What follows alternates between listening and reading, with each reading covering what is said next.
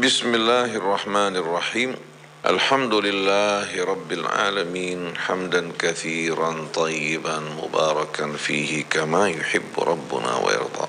Allahumma salli wa sallim wa barik ala abdika wa rasulika Muhammadin wa alihi wa sahbihi wa sallim. Subhanaka la ilma lana illa ma 'allamtana innaka antal alimul hakim. ولا حول ولا قوة إلا بالله العلي العظيم.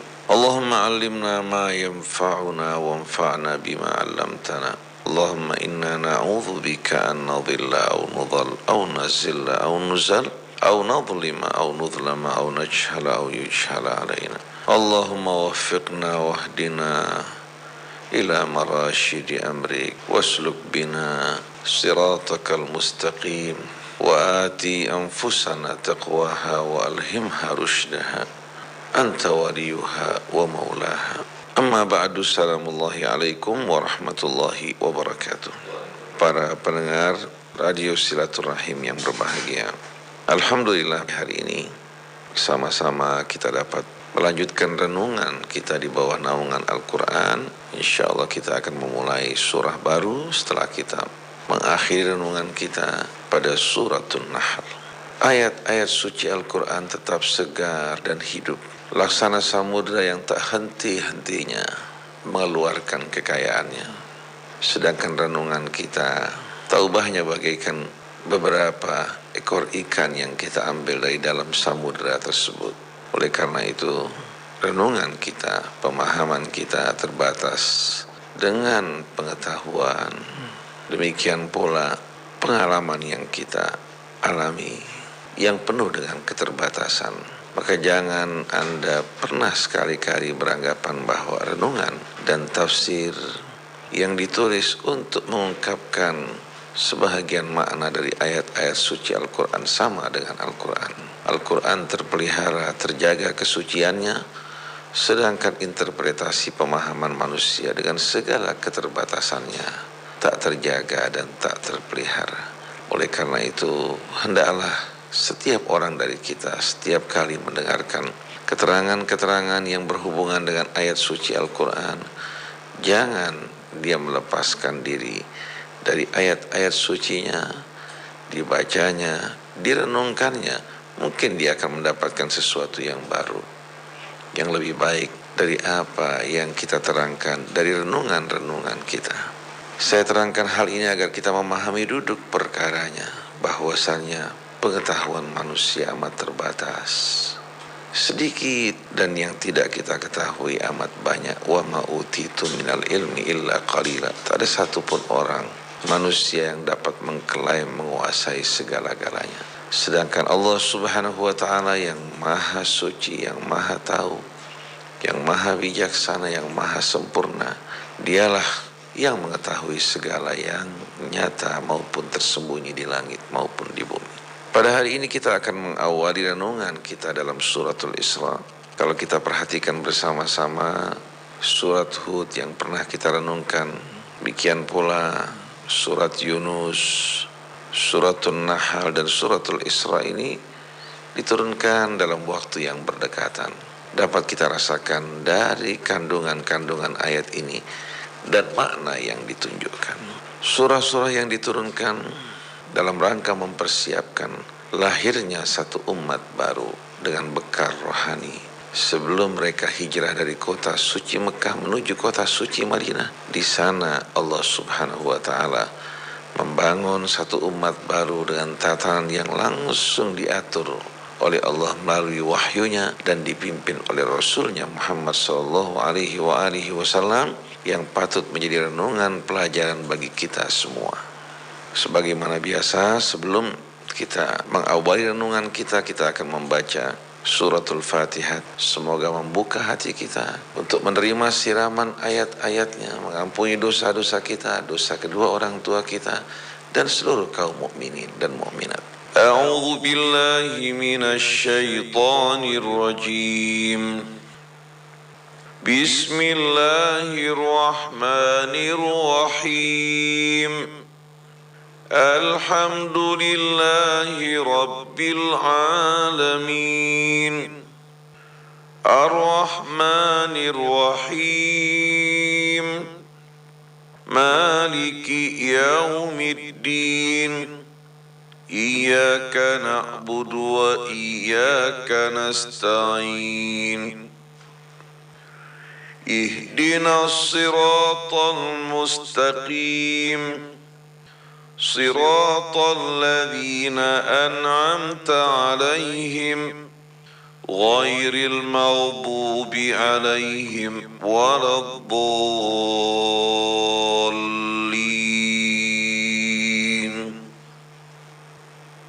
بسم الله الرحمن الرحيم سبحان الذي أسرى بعبده ليلا من المسجد الحرام إلى المسجد الأقصى الذي باركنا حوله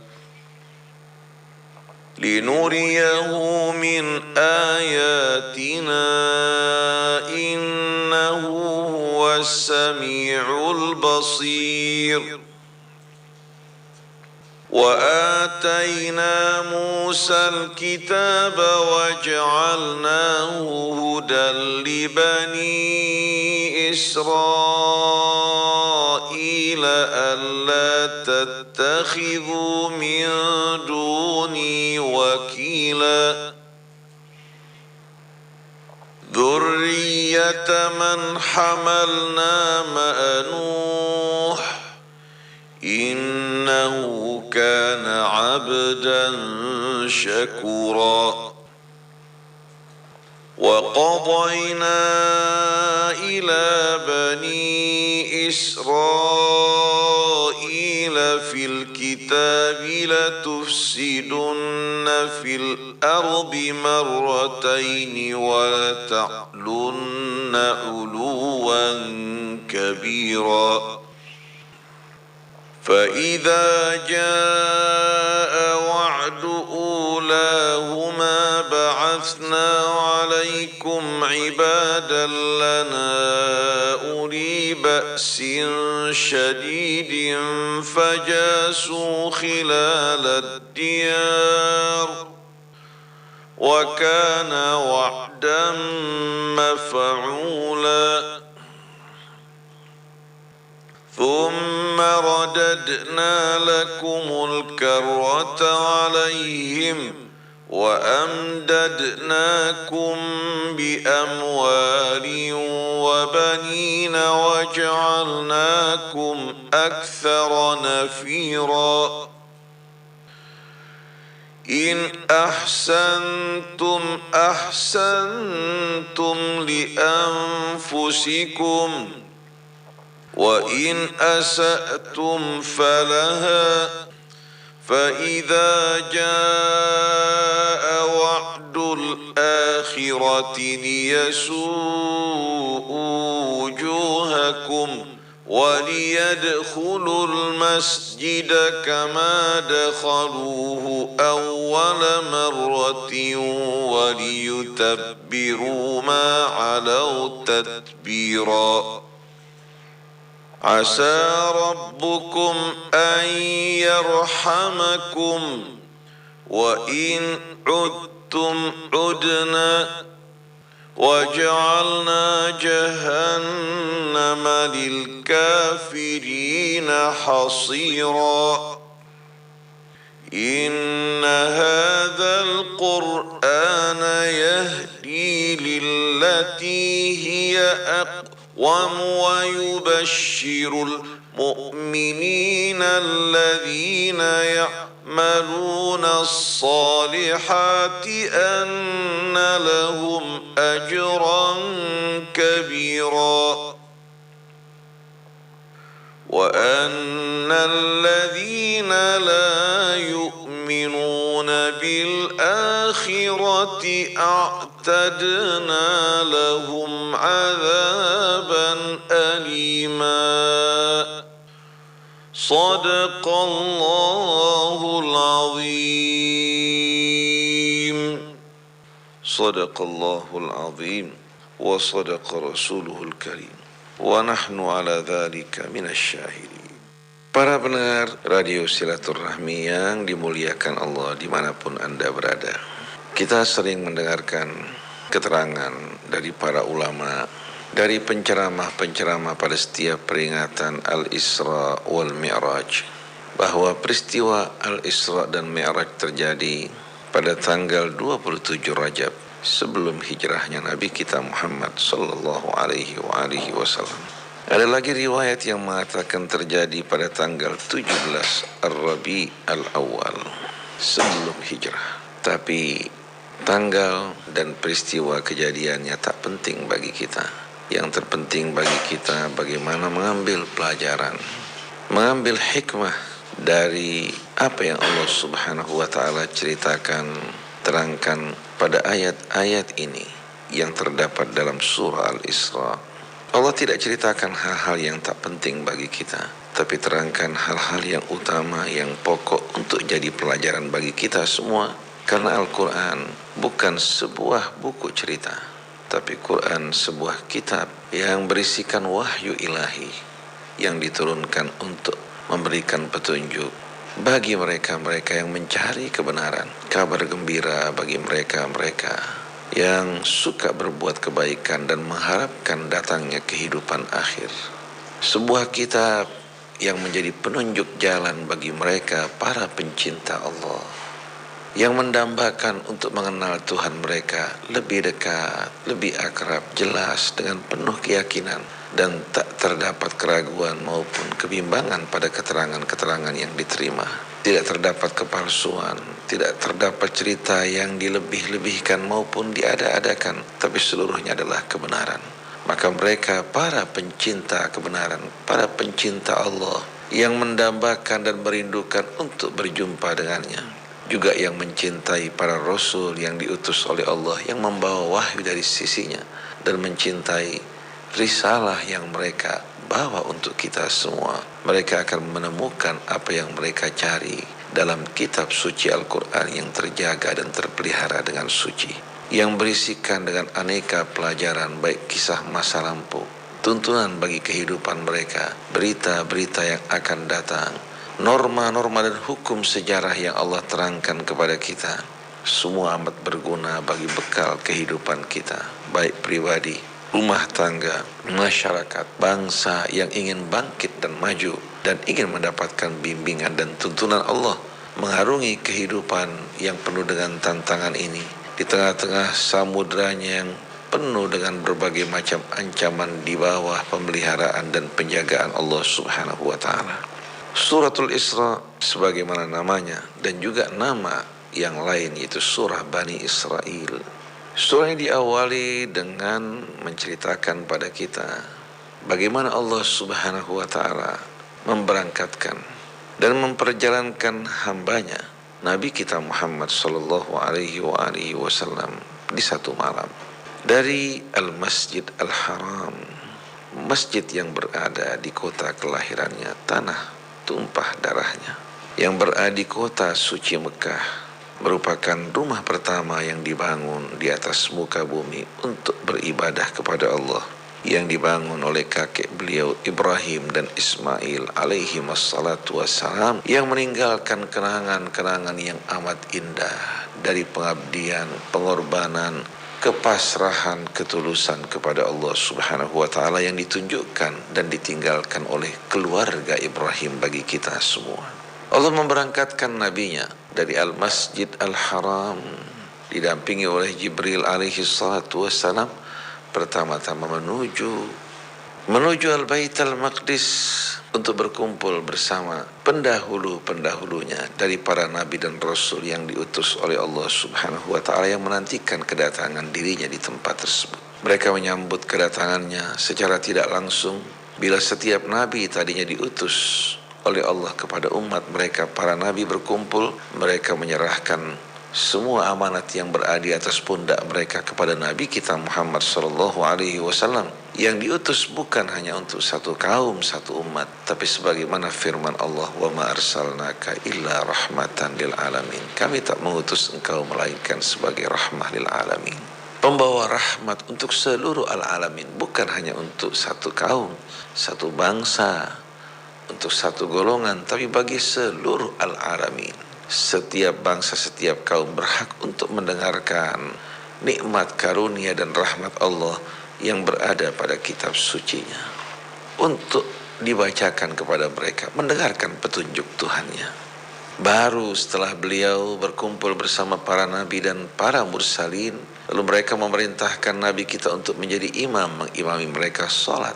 Baru setelah itu Jibril mengantar nabinya untuk memenuhi panggilan Allah subhanahu wa ta'ala, melintasi lorong waktu dan ruang yang tak dapat dikhayalkan dan dibayangkan oleh akal fikiran kita. Karena Jibril dan Nabi kita bukan berangkat dengan kekuatan mereka, tapi dengan izin Allah subhanahu wa ta'ala yang memberangkatkan mereka, yang memberangkatkan Nabi kita melintasi langit yang pertama, kedua, dengan berbagai macam rahasia rohani yang Allah tunjukkan padanya, hingga tiba di Sidratil Muntaha, indaha jannatul ma'wa. Sidrah al-Muntaha, di sisinya terdapat syurga yang Allah sediakan bagi orang-orang yang beriman. Nabi menyaksikan berbagai macam rahasia kebesaran keagungan Allah yang Allah singkap di hadapannya, sebagai hiburan bagi diri beliau, karena beliau baru saja ditinggalkan sang istri yang dicintai, yang selalu menghibur dirinya, selalu mendampinginya dengan setia, memberikan belayan, semangat, dorongan, dan hiburan yang tak didapatkan dari istri-istrinya yang lain. Karena itu merupakan saat-saat yang paling berat yang dihadapi oleh Rasul, didampingi seorang istri yang setiap kali Jibril turun menyampaikan salam Allah padanya. Kemudian sang paman Abu Talib yang setia membela dengan segenap jiwa raganya, siap untuk menghadapi isolasi dan blokade terhadap dirinya. Diasingkan bersama sang kemenakan dalam lembah yang dinamakan Lembah Abi Talib selama kurang lebih 3 tahun, menghadapi blokade kaum Quraisy untuk tidak berhubungan bersama mereka, tidak berdagang bersama mereka, tak mengizinkan mereka keluar dan tak mengizinkan orang masuk ke dalamnya. Hingga banyak orang-orang yang beriman, bahkan Nabi kita makan hanya dari daun-daunan yang ada, bertahan menghadapi suasana dingin, suasana yang berat. Begitu sang paman meninggal, demikian pula sang istri meninggal dunia, padahal mereka merupakan betul-betul tiang-tiang bagi dakwah perjuangannya. Allah ingin memberikan hiburan dan bekal yang lebih besar dari bekal-bekal materi. Allah subhanahu wa ta'ala mengundang Rasulnya untuk menyaksikan ayat-ayat kebesaran Allah subhanahu wa ta'ala di langit. Demikian pula ketika tiba di Sidratil Muntaha, menyaksikan syurganya dan berbagai macam kebesaran dan keagungan Allah, sebagaimana yang Allah katakan, laqad ra'a min ayati rabbihil kubra. Dia telah menyaksikan ayat-ayat kebesaran dan keagungan Tuhan, yang mendengarkan langsung Allah berbicara kepadanya dan memberikan padanya amanat yang amat indah, di mana amanat tersebut langsung diberikan Allah pada Rasulnya, yaitu salat. Salat yang Allah berikan pada Rasulnya untuk disampaikan kepada umatnya. Dengan salat ini, maka umat Nabi langsung dapat melakukan hubungan dengan Tuhannya tanpa melalui perantara. Melalui salat, dia dapat langsung melakukan hubungan komunikasi langsung dengan Allah, baik pada saat dia berdiri, pada saat dia ruku sujud. Di saat dia dapat mengadukan seluruh urusannya, meminta dan mengharap daripadanya tanpa ada juru bicara yang menjadi jubir antara dirinya dengan Allah, tapi langsung melalui salat dia berbicara langsung kepada Allah. Melalui suratul Fatihah yang langsung diajarkan Allah, seorang hamba mengenal etika adab, bermunajat, berkomunikasi, berdoa kepada Allah. Dengan Quran yang dibaca setelah suratul Fatihah, dia berkelana di tengah-tengah ayat kebesaran dan keagungan Allah subhanahu wa ta'ala, mendengarkan langsung Allah berbicara kepada dirinya. Peristiwa Isra dan Mi'raj ini merupakan hiburan bagi Nabi besar kita Muhammad SAW yang sedang berduka, bersedih pada tahun yang dikenal dengan Amul Huzni, tahun kesedihan, karena ditinggalkan istri tercinta. Demikian pula sang paman yang setia membela dirinya dengan segenap jiwa dan raga. Kedua-duanya dikuburkan berdekatan satu sama lain di permakaman Ma'la yang terkenal di kota suci Mekah, di daerah Hajun. Di sana Sayyidah Khadijah dimakamkan, begitu pula sang paman Abu Talib dimakamkan. Tapi fitnah dari para penguasa setelah wafatnya Nabi kita dan Khulafa Rasyidin, penguasa Bani Umayyah, ternyata mereka membangun opini baru. Mereka menyebarkan kepalsuan, kebohongan, diantaranya menisbatkan hal-hal yang tidak patut pada keluarga Nabi kita Muhammad SAW. Bahkan mereka meriwayatkan atau mendorong orang untuk meriwayatkan kepalsuan bahwa paman Nabi yang berjuang dengan segenap jiwa dan raganya wafat dalam keadaan kafir. Pada seluruh kehidupannya merupakan bukti bahwa beliau berada bersama Rasul. Berbeda dengan paman beliau yang lain yang bernama Abu Lahab, yang segenap jiwa dan raga waktunya digunakan untuk memerangi Rasulullah SAW. Demikianlah hadirin sekalian, banyak para pahlawan yang kita kenal ternyata tak mendapatkan penghormatan yang selayaknya. Tapi kita kenal dalam kehidupan kita penjahat-penjahat yang melakukan kejahatan, pengkhianat-pengkhianat bangsa justru mendapatkan gelar pahlawan. Tapi di hari akhir nanti Allah Subhanahu wa ta'ala akan memberikan peradilan yang sebaik-baiknya, akan menyingkap segala kebohongan yang dirajut dan dibuat oleh manusia. Pada hari tersebut tak ada satupun yang tersembunyi. Kita berharap mudah-mudahan pada hari tersebut Allah Subhanahu wa ta'ala mengampuni dosa-dosa kita, menutupi keburukan kita dan tak menyingkapnya bagi umat manusia, dan memasukkan kita bersama Nabi kita Muhammad SAW dan para Nabi Rasul yang lain. Demikian pula bersama keluarga dan para sahabat yang setia bersama beliau dan para pengikutnya. Dan mudah-mudahan sisa waktu yang Allah berikan pada kita dapat kita pergunakan untuk berjuang, menyampaikan risalah Allah, terutama sekali mensosialisasikan dan menerangkan atau menyampaikan ayat-ayat suci Al-Quran yang selama ini justru banyak diabaikan. Orang lebih memperhatikan berbagai macam riwayat qila wa ruwiya daripada qala Allah tabaraka wa ta'ala. Sebagaimana Quran telah menghidupkan umat Nabi kita terdahulu, insya Allah bila kita resapi, fahami, dia akan dapat menghidupkan dan membangkitkan kita dari kematian kita kembali. Maka marilah para pendengar sekalian kita langsung memasuki suratul Isra. A'udzu billahi minasyaitonir rajim. Bismillahirrahmanirrahim. Dengan nama Allah yang Maha Pemurah, Pengasih lagi Maha Penyayang. Subhanalladzi asra bi'abdihi lailan minal masjidil harami ilal masjidil aqsal ladzi barakna haulah linuriyahu min ayatina innahu huwas samiul basir. Maha suci Allah. Surah ini dimulai dengan tasbih. Surah ini dimulai dengan tasbih yang menunjukkan keagungan Allah, kebesarannya, kekuasaannya yang tak dapat ditandingi oleh sesuatu. Dia Tuhan yang maha suci yang tak menyerupai sesuatu dan tak ada sesuatu yang menyerupainya. Dialah yang maha esa, tak ada satu yang setara atau menjadi tandingannya.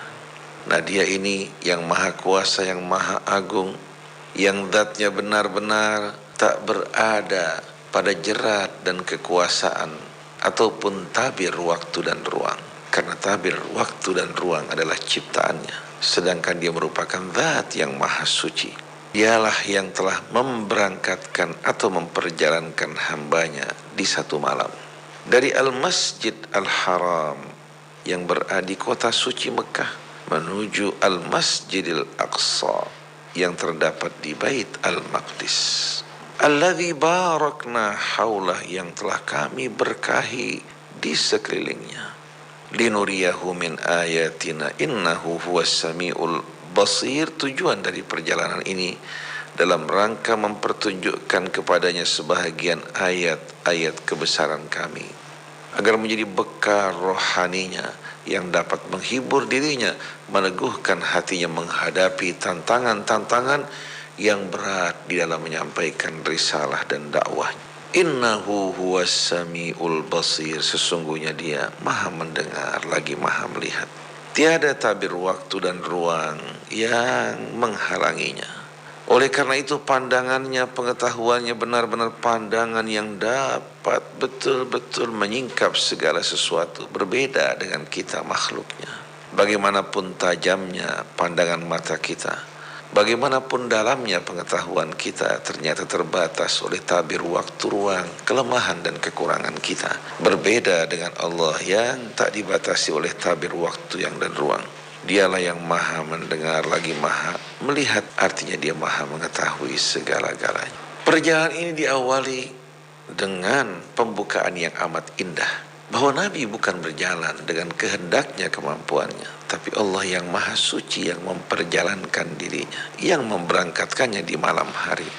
Berangkat menuju Al-Masjidil Aqsa, kemudian menuju Sidratil Muntaha, melintasi lorong waktu dan ruang, lalu kembali dalam malam yang sama ke kota suci Mekah.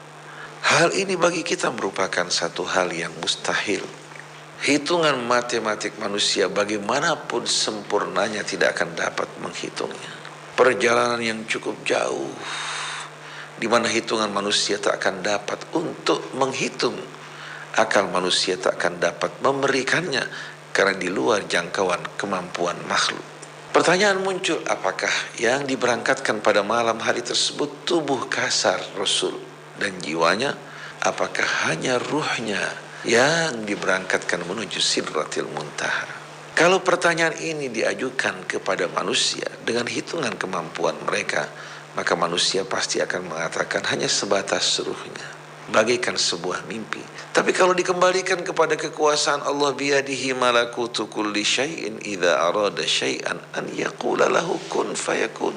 Sebagai contoh gambaran yang jelas bagi kita, ketika Nabi Allah Sulaiman alaihi salatu wassalam bertanya kepada para pembantunya, menteri-menterinya dari kalangan jin dan manusia, ayyukum ya'tini bi arsyiha qabla an ya'tuni muslimin. Siapa di antara kalian yang kuasa untuk membawa singgasana Balqis dari Yaman menuju Yerusalem, perjalanan yang menempuh jarak ribuan mil? Siapa di antara kalian yang kuasa untuk memindahkan singgasana Balqis dari Yaman menuju ke Yerusalem sebelum mereka datang berserah diri padaku? Ketika itu Balqis telah meninggalkan negerinya untuk datang ke Yerusalem. Qala ifritu minal jinni ana atika bihi qabla an taquma min maqamik. Berkata ifrit, artinya jenius yang terpandai dari bangsa jin, aku akan membawa singgasana tersebut sebelum kau meninggalkan majlis pertemuanmu ini. Tahu-tahu seorang manusia bukan dari kalangan jin, dengan asma Allahil husna dan ilmu yang Allah ajarkan. Wa qala alladhi indahu ilmun minal kitab. Maka tampil berkata seorang yang diberikan pemahaman pengetahuan Allah dari Alkitab, ana atika bihi qabla an taquma min maqamik qabla an yartadda ilaika tarfuk. Aku akan bawa ke hadapanmu sebelum pandangan matamu berkejap. Ucapan tersebut belum selesai, pandangan mata Sulaiman belum berkedip, atau dia menjumpai singgasana tersebut bukan mimpi, hadir di hadapan Sulaiman. Falamma ra'ahu mustaqiran indahu qala hadza min fadli rabbi. Begitu dia saksikan singgasana tersebut hadir di hadapannya, dia berkata, ini benar-benar merupakan keutamaan, karunia dari Tuhanku. Liyabluwani ashkuru am akfur, untuk menguji aku apakah aku ini bersyukur atau ingkar. Sulaiman diberikan oleh Allah kekuasaan yang amat luas. Angin di bawah perintahnya, jin-jin pun demikian. Manusia-manusia yang pandai pun bekerja padanya.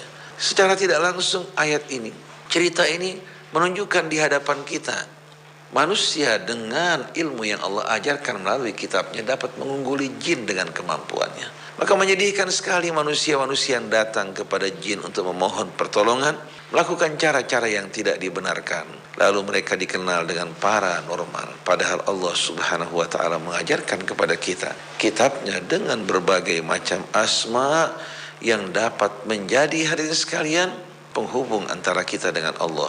Panggillah ya Allah atau ya Rahman, dimanapun kalian berada. Dia memiliki nama-nama yang menunjukkan akan kebesaran, keagungan dan keindahannya. Qulid'ullaha awid'ur Rahman ayyam tad'u falahul asma'ul husna. Singgasana Balqis berpindah hanya dalam sekejap mata ke hadapan Sulaiman yang memindahkan seorang manusia. Kira-kira para pendengar sekalian, apakah mustahil bagi Allah yang mengetahui apa yang tersembunyi di langit dan di bumi, yang tidak sama sekali terbatas gerak-gerik kebesaran dan keagungannya oleh jarak, ruang, dan waktu, pengetahuan yang tak terhalang oleh tabir waktu dan ruang, karena dialah yang menciptakan segala-galanya.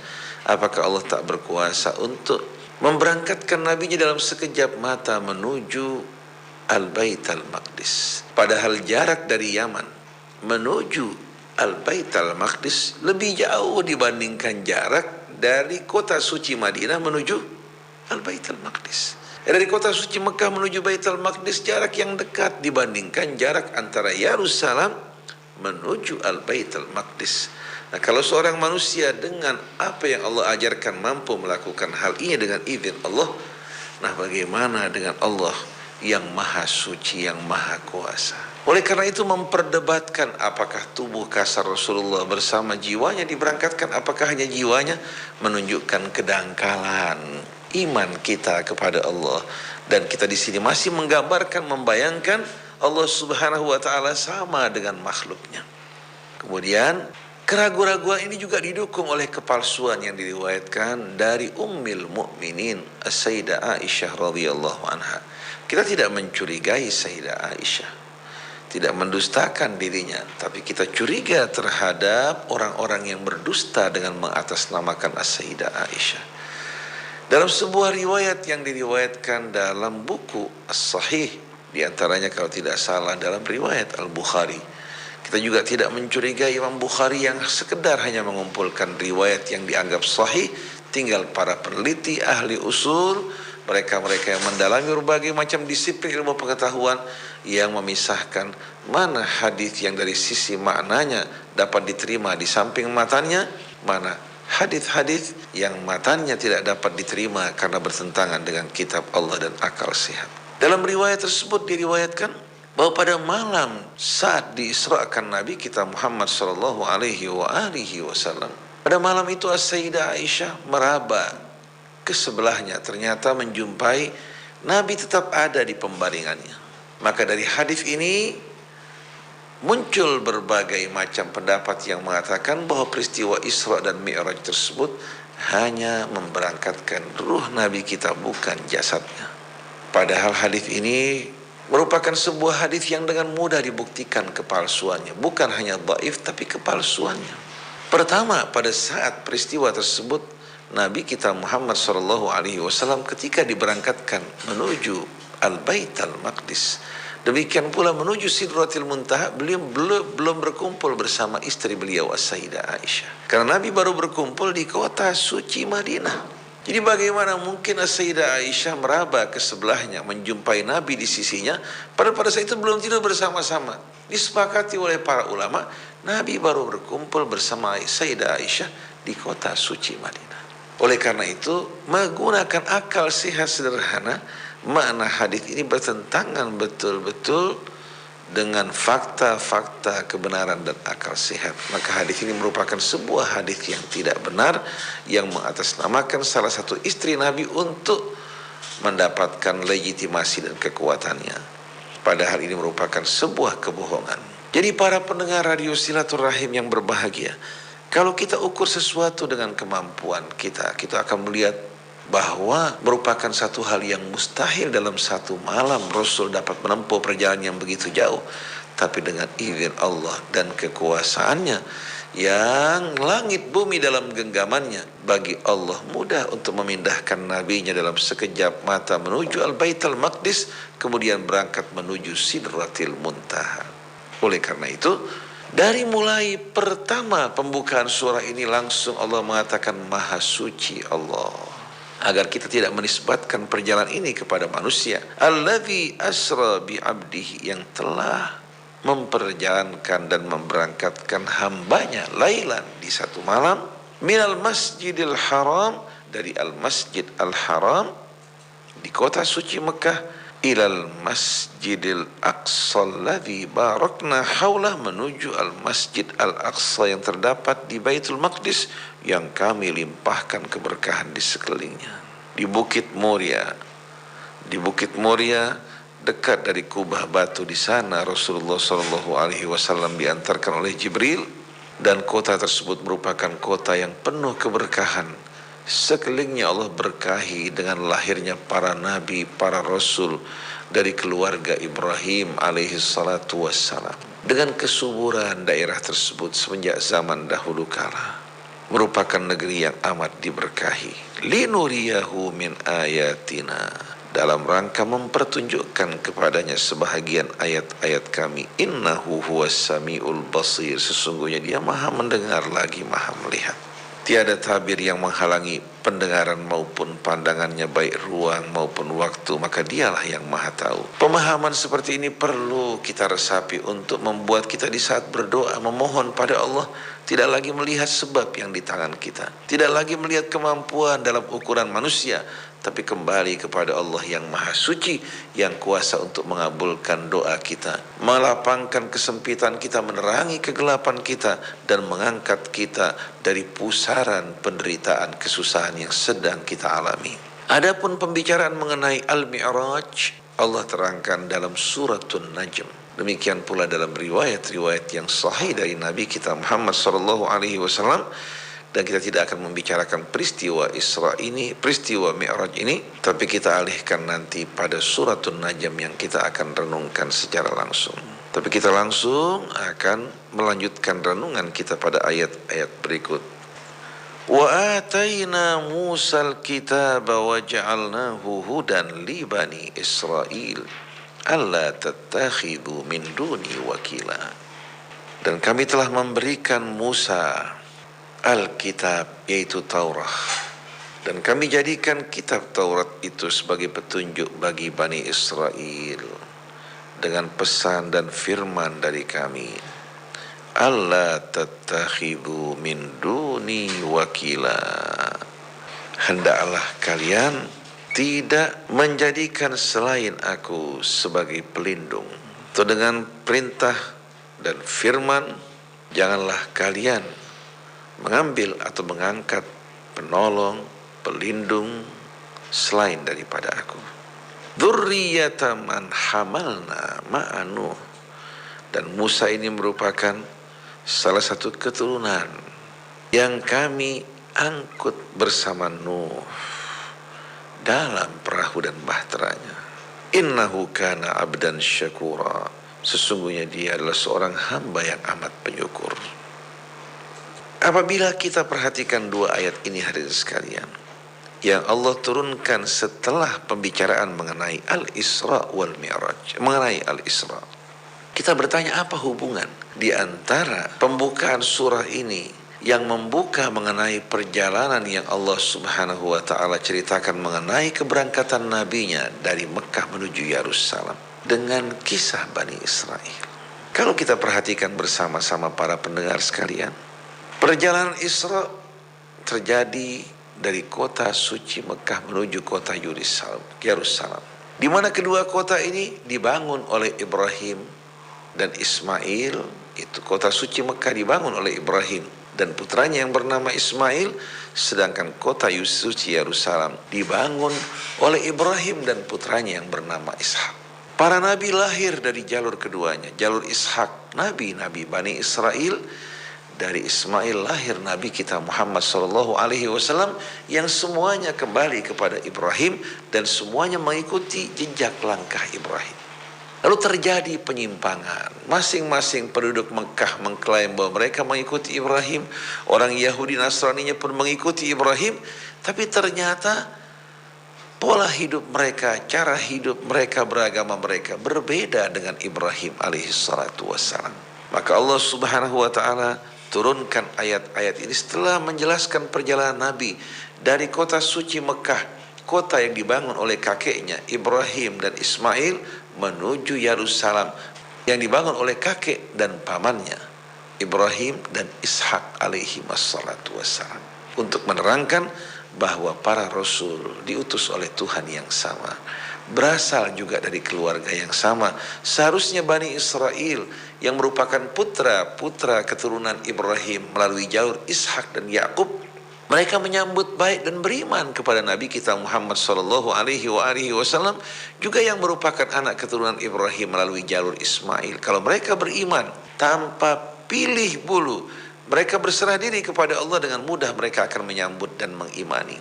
Tapi sayang, sungguh sayang, mereka ternyata terbawa oleh fanatisme, keangkuhan, kesombongan sebagaimana yang telah menjerumuskan iblis, yang menyebabkan mereka menolak untuk beriman kepada Nabi kita Muhammad sallallahu alaihi wasallam, kecuali orang-orang yang memiliki kebersihan dan keluhuran jiwa. Setelah ayat yang berbicara mengenai perjalanan Al-Isra, langsung Allah berbicara mengenai Musa dan Bani Israel. Karena setelah Musa kita melihat Bani Israel betul-betul menempuh perjalanan yang berliku-liku dan cobaan yang banyak, hingga masa keemasannya pada masa Daud dan Sulaiman. Kemudian masa-masa kehancuran Bani Israel dengan datangnya serbuan dari kerajaan Babilonia yang mengobrak-abrik negeri mereka, menawan pria wanita mereka. Demikian pula kejadian yang terjadi pada masa Titus tahun 70 Masehi ketika mengobrak-abrik dan menghancurkan kuil Sulaiman yang dibangun oleh orang-orang sebelumnya. Wa ataina Musa al-kitab, dan kami memberikan Musa al-kitab, yaitu Taurat. Wa ja'alnahu hudan li Bani Israel, dan kami jadikannya sebagai petunjuk untuk Bani Israel, yaitu anak keturunan Yakub. Alla tattakhidhu min duni wakila, janganlah sekali-kali kalian mengangkat dan menjadikan selain aku sebagai wakil, pelindung kalian, tempat kalian memohon pertolongan ataupun perlindungan. Dzurriyyata man hamalna ma Nuhin innahu kana abdan syakura, dan Musa ini merupakan salah satu keturunan yang kami angkut bersama Nuh dalam bahtera ketika terjadi badai tofan yang menenggelamkan. Innahu kana abdan syakura, sesungguhnya dia merupakan salah seorang hamba kami yang penyukur. Pesan ini hadirin sekalian, alla tattakhidhu min duni wakila, agar kalian tidak mengangkat selainku sebagai pelindung, tempat kalian memohon pertolongan, perlindungan, merupakan pesan yang disampaikan kepada setiap nabi untuk umatnya. Allah yang menciptakan mereka, yang memelihara mereka, yang melimpahkan rizki mereka. Allah segala-galanya bagi mereka, di mana kehidupan mereka bergantung penuh pada Allah, dan Allah adalah Al-Hayyul Qayyum, yang maha hidup dan tonggak dari langit dan bumi. Seharusnya mereka seluruhnya berserah diri kepada Allah, sebagaimana yang Allah ajarkan dalam suratul Fatihah yang mengungkapkan pesan ini, iyyaka na'budu wa iyyaka nasta'in. Ini merupakan pesan yang sama dengan apa yang disampaikan Allah melalui Musa, tapi dalam sebuah surah yang kita baca dalam setiap rakaat kita, mengulang dan mengingatkan kita akan pesan yang mulia ini. Oleh karena itu suratul Fatihah merupakan satu surah yang amat indah, yang diawali dengan puja-puji kepada yang maha agung, yang maha pengasih, yang maha penyayang, yang telah merawat asuh seluruh alam raya termasuk diri kita, juga yang akan mengadili manusia di hari kemudian nanti. Kemudian kita tegaskan bahwa hanya kepadamu ya Allah kami menyembah, hanya kepadamu kami mohon pertolongan. Kemudian kepada Allah kita memohon petunjuk jalan untuk menuju kepadanya. Jalannya orang-orang yang telah mendapatkan karunia dari Allah, bukan jalannya orang-orang yang dimurkainya dan jalan yang tersesat.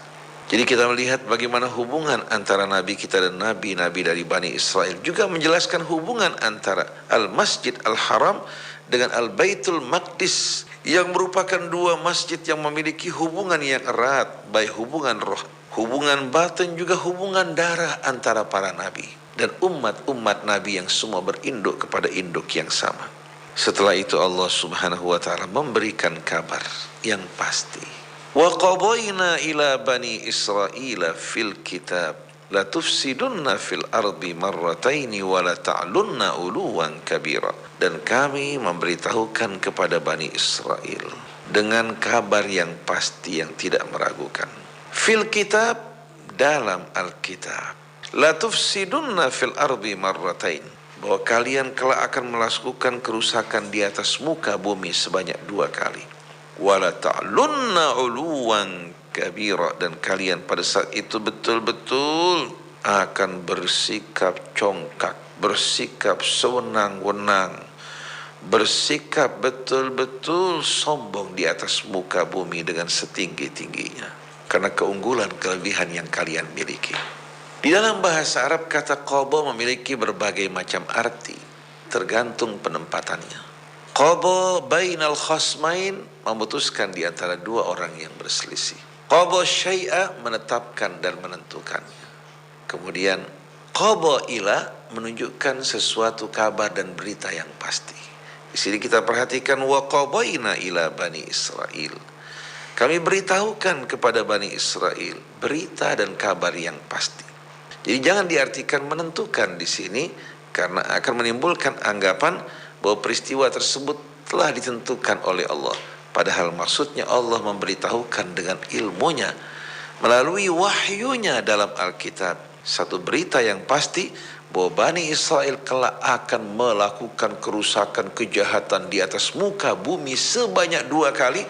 Dan mereka pada saat itu berada pada puncak kejayaan mereka, tapi dengan kesombongan dan keangkuhan. Kata marratain 2 kali bisa berarti 2 kali dalam arti yang sebenarnya, tapi bisa saja menunjukkan arti yang berulang-ulang. Seperti kata labbaik yang artinya kami datang menyambutmu secara berulang-ulang. Demikian pula kata sa'daik dalam bahasa Arab seringkali kata 2 ini menunjukkan arti yang banyak. Seperti dalam surat Al-Mulk, farji'il basara karratain. Gunakan pandangan mata kamu untuk memandang sebanyak 2 kali. Tapi maksudnya bukan 2 kali, berulang-ulang. Nah, kalau kita membaca sejarah perjalanan kehidupan Bani Israel, bukan hanya 2 kali Bani Israel menghadapi kehancuran, tapi berulang-ulang. Baik pada masa-masa pra-Masehi, setelah Masehi, dan kita jumpai di abad modern pun kita lihat bagaimana kehancuran mereka pada masa Hitler. Dan sampai saat ini pun Bani Israel hidup dalam suasana yang mencekam, penuh ketakutan, tak mampu berdiri sendiri, melainkan dengan dukungan dari negara-negara besar yang dikendalikan oleh lobi-lobi mereka di Amerika, di Barat, dan berbagai macam penjuru dunia. Jadi kata marratain kalau kita lihat, walaupun ada 2 kejadian yang dahsyat yang menimpa mereka.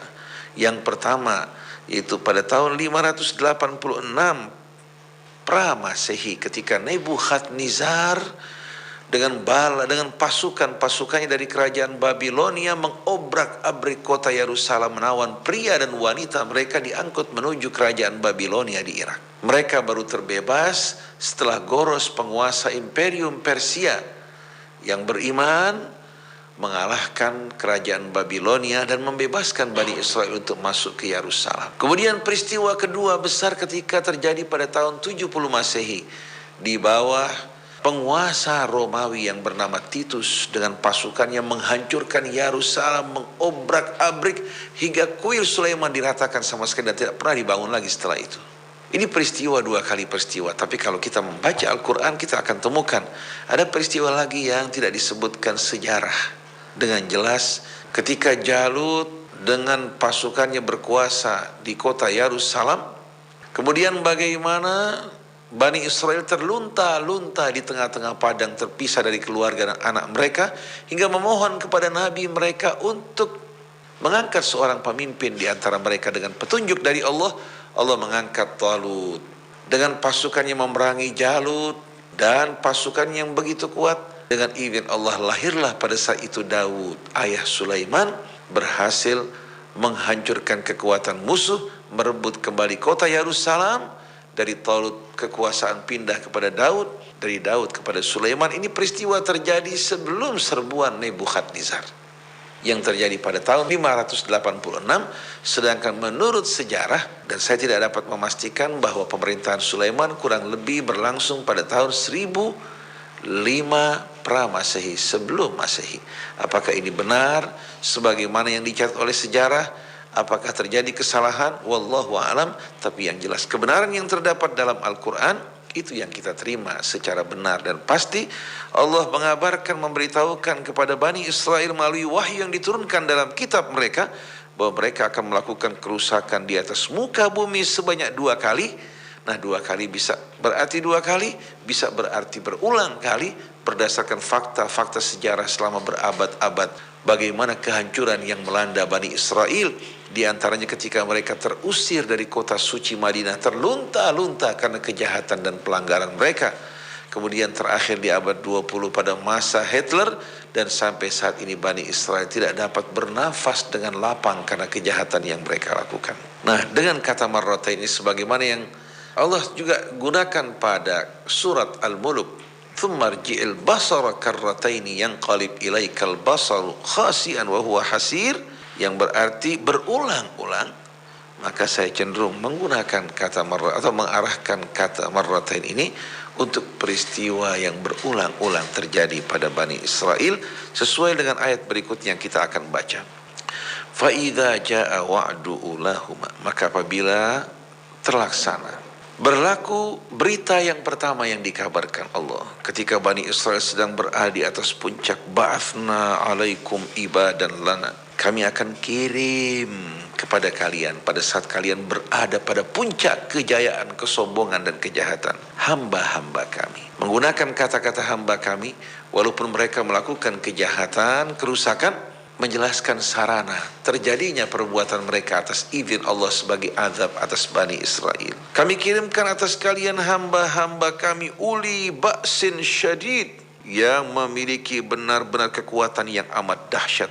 Fajasu khilalad diyar, maka mereka datang menyerbu kota kalian, menyusup, memasuki rumah-rumah kalian dan mengobrak-abriknya. Wa kana wa'dan maf'ula, dan itu merupakan janji yang pasti terjadi. Nah, ini bisa diarahkan pada peristiwa ketika Nebukadnezar pada tahun 586 menyerbu kota Yerusalem, 586 sebelum Masehi, mengobrak-abrik kota Yerusalem dan menggiring pria, wanita, anak-anak mereka menuju kerajaan Babilonia sebagai tawanan. Waktu berjalan, setelah kerajaan Babilonia menguasai Yerusalem, menawan dan menjajah negeri tersebut, mempergunakan juga rakyat Bani Israel sebagai alat mereka, pemuas nafsu mereka. Wanita-wanita Zion teraniaya, kemudian pria-pria mereka bekerja paksa dengan izin Allah Subhanahu wa ta'ala. Menurut sejarah, Goros berperang menghadapi kerajaan Babilonia yang mengalami kekalahan.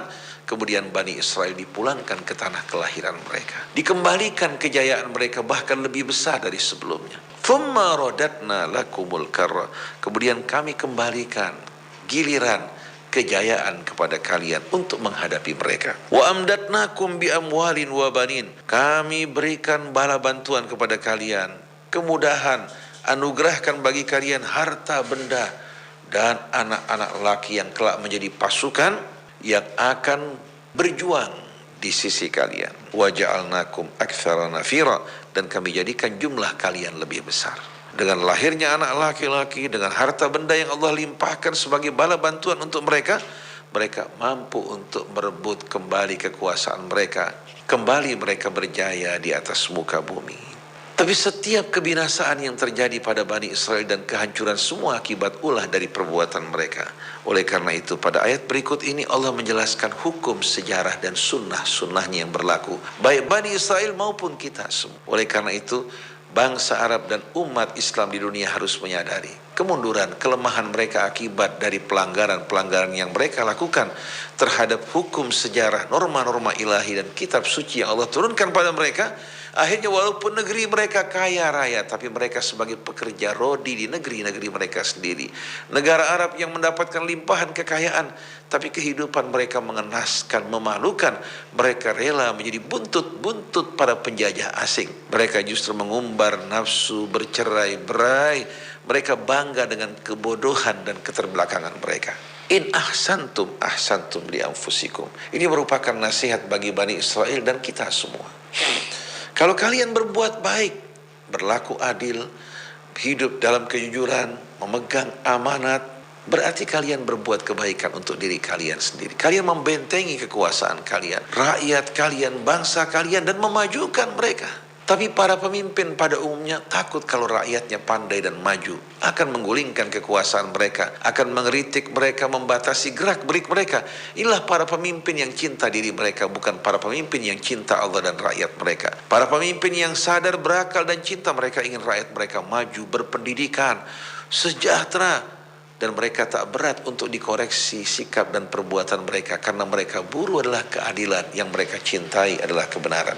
Wa in asa'tum falah, sebaliknya bila kalian berbuat kejahatan, ketidakadilan, maka berarti kalian berbuat kejahatan dan kehancuran bagi diri kalian dan bangsa kalian sendiri. Maka datanglah perjanjian yang kedua, fa idza jaa wa'dul akhirati liyasu'u wujuhakum wa liyadkhulul masjida kama dakhaluhu awwala marratin wa liyutabbiru ma alau tatbiras. Maka apabila datang saat perjanjian dan kabar kedua yang dikabarkan oleh Allah, ketika Bani Israel berada di puncak kejayaannya, kemakmurannya, kekuasaan yang begitu kokoh, kembali mereka melakukan kerusakan. Maka begitu datang janji yang kedua yang terakhir, liyasu'u wujuhakum, kembali datang pasukan yang memiliki kekuatan yang dahsyat, membuat mereka datang membawa kehinaan bagi wajah-wajah kalian, yang membuat hidup kalian hina kelam. Wajah di sini menggambarkan kehormatan kejayaan mereka yang hancur dengan datangnya pasukan tersebut dan membuat kalian mengalami kehinaan. Mereka merusak dan menghancurkan wajah-wajah kalian, maksudnya kehormatan mereka, kemerdekaan mereka. Waliyadkhulul masjida kama dakhaluhu awwala marrah, dan mereka akan memasuki al-masjid sebagaimana mereka masuk pertama kali dulu pada zaman Nebukadnezar. Waliyutabbiru ma'alau tatbira, dan mereka menghancurkan segala apa yang ada di atas permukaan. Maka hancurlah haikal Sulaiman yang telah diperbaharui rata dengan tanah. Semenjak saat itu mereka tak pernah lagi membangunnya. Orang-orang Yahudi terlunta-lunta mendapatkan laknat kutukan dari Allah karena khianatnya mereka, perbuatan durhaka mereka yang menganggap mereka merupakan bangsa terpilih. Apa yang mereka perbuat tak akan dihukum oleh Allah, tapi ternyata Allah menyiksa mereka dari masa ke masa. Maka umat Islam pun harus sadar, jangan merasa bangga karena Allah calonkan kita sebagai sebaik-baiknya umat. Jangan terlalu bergantung berharap pada syafaat Rasul kalau perbuatan kalian tidak mengarahkan kalian pada Rasul. Tapi beramallah, berjuanglah, ikuti petunjuknya, baru kalian mengharap dari Allah syafaat Nabinya Muhammad sallallahu alaihi wasallam. Asa rabbukum ayyarhamakum.